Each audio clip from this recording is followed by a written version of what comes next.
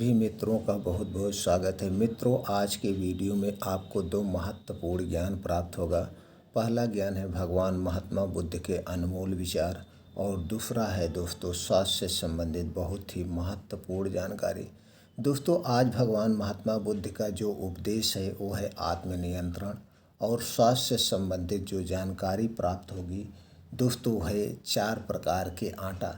दोस्तों, ये 4 प्रकार के आटा कौन से हैं, इसके क्या क्या फ़ायदे हैं, हमें किन बीमारियों से बचाएगा, इसलिए दोस्तों ये वीडियो बहुत ही महत्वपूर्ण है। वीडियो को अंत तक सुनिएगा। सुनने के बाद जो जानकारी आपको प्राप्त होगी, इस जानकारी को अपने यार दोस्त मित्रों के साथ ज़रूर शेयर करिएगा। दोस्तों, अगर आप हमसे जुड़ना चाहते हैं तो चैनल को सब्सक्राइब कर लीजिए, बेल आइकॉन का बटन ऑन कर दीजिए, जिससे हर एक वीडियो की नोटिफिकेशन आपको मिलती रहे। तो चलिए मित्रों, पहले सुनते हैं भगवान महात्मा बुद्ध के अनमोल विचार को। एक लड़का अत्यंत जिज्ञासु था। जहाँ भी उसे कोई नई चीज़ सीखने को मिलती थी वह उसे सीखने के लिए तत्पर हो जाता था। उसने एक तीर बनाने वाले से तीर बनाना सीखा, नाव बनाने वाले से नाव बनाना सीखा, मकान बनाने वाले से मकान बनाना सीखा, बांसुरी से बांसुरी बनाना सीखा। इस प्रकार वह अनेक कलाओं में प्रवीण हो गया, लेकिन उसमें थोड़ा सा अहंकार आ गया।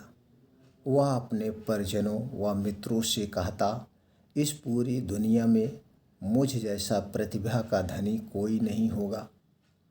एक शहर में एक बार वह गया था और गौतम बुद्ध का उस शहर में आगमन हुआ। उन्होंने जब उस लड़के की कला और अहंकार दोनों के विषय में सुना तो मन में सोचा कि इस लड़के को एक ऐसी कला सिखानी चाहिए जो अब तक की सीखी कलाओं से बड़ी हो। वह भिक्षा का पात्र लेकर उसके पास गए। लड़के ने पूछा, आप कौन हैं? बुद्ध बोले, मैं अपने शरीर को नियंत्रण में रखने वाला एक आदमी हूँ।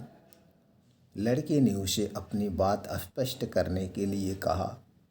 तब उन्होंने कहा, जो तीर चलाना जानता है वह तीर चलाता है, जो नाव चलाना जानता है वह नाव चलाता है, जो मकान बनाना जानता है वह मकान बनाता है, मगर जो ज्ञानी है वह स्वयं पर शासन करता है।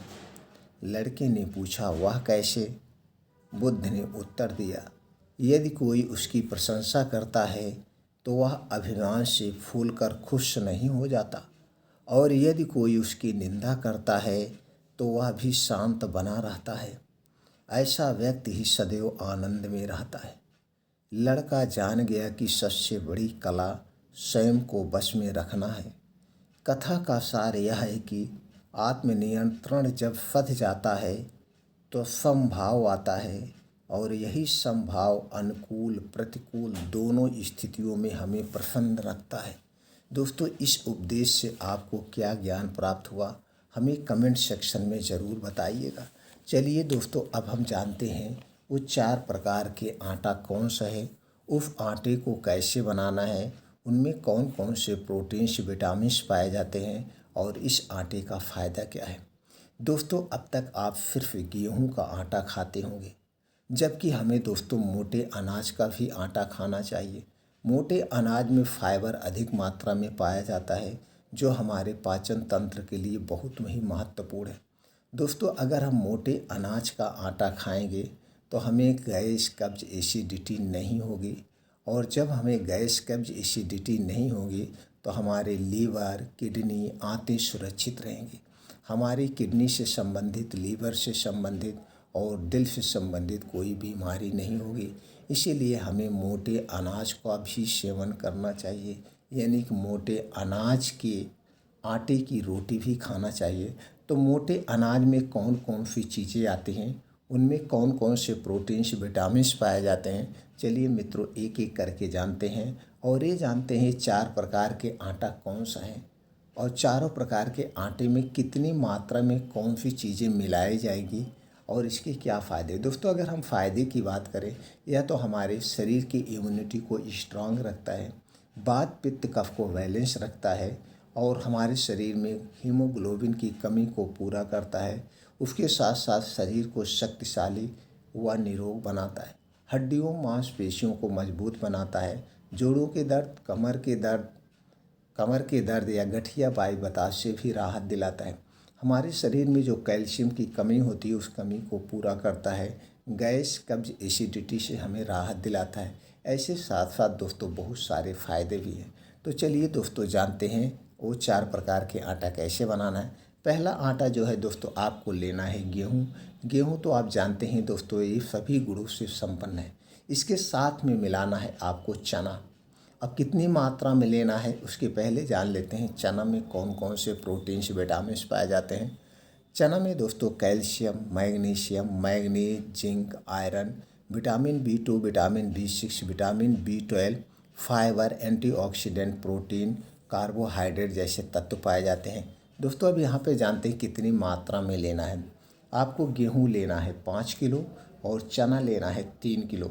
दोस्तों आप चाहें तो ये मात्रा बराबर रख सकते हैं, लेकिन तब पतली रोटी नहीं बनेगी, तब आपको मोटी रोटी बनाना पड़ेगा। अगर आपको पतली रोटी बनाना है तो आपको चना की मात्रा थोड़ा कम रखना पड़ेगा गेहूं से।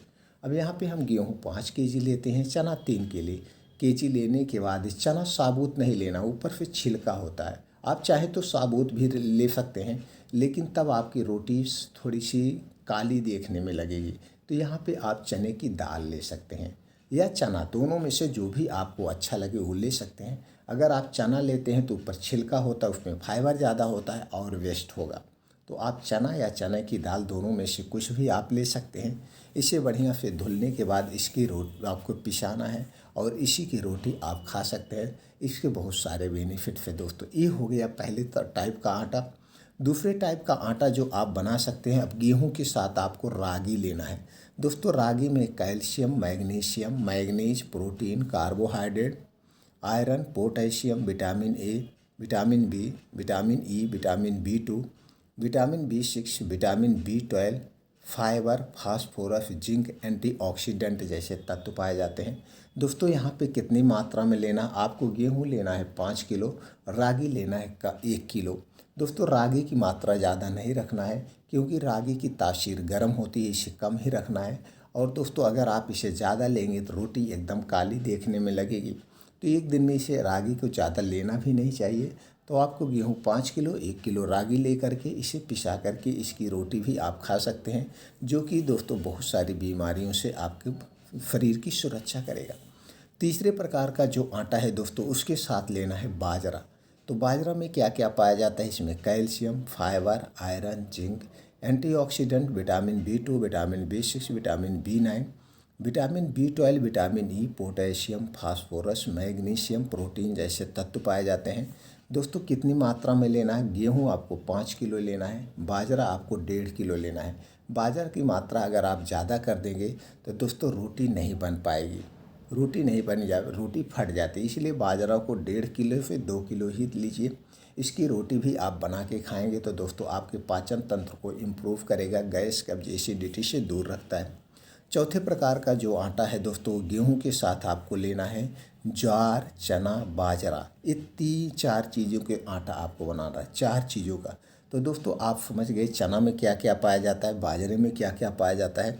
अब यहाँ पे हम जानते हैं ज्वार में क्या क्या पाया जाता है। ज्वार में दोस्तों mineral, protein, fibre, potassium, antioxidant, phosphorus, calcium, iron, vitamin B complex, carbohydrate जैसे तत्व पाए जाते हैं। तो चलिए इसे बनाने की विधि जान लेते हैं। आपको गेहूँ लेना है 5 किलो, ज्वार लेना है 1 किलो, चना लेना है 2 किलो, बाजरा लेना है 1 किलो। ये चारों चीज़ें इसी मात्रा में ले करके इसे अच्छे से धुल लीजिए। धुलने के बाद आप इसे पिसाने के बाद इसकी रोटी खाइए। इसकी रोटी दोस्तों आपको गैस, कब्ज, एसिडिटी से दूर रखेगी। उसके साथ साथ दोस्तों आपके शरीर में कभी कैल्शियम और प्रोटीन, विटामिन की कमी नहीं होगी, क्योंकि इन सारी चीज़ों में सारे पोषक तत्व भी पाए जाते हैं और फाइबर अधिक मात्रा में पाए जाते हैं। तो दोस्तों इसकी रोटी भी आप सेवन कर सकते हैं, जो आपके शरीर को स्वस्थ व निरोग रखेगा। तो दोस्तों आप प्लेन गेहूं की रोटी खाने के बजाय मिक्स्ड रोटी खाइए, मोटे अनाज की रोटी खाइए। इससे आप स्वस्थ रहेंगे और हेल्थी रहेंगे। तो ये जानकारी अपने यार, दोस्त, मित्रों के साथ ज़रूर शेयर करिए दोस्तों। फिर मिलते हैं अगले वीडियो में।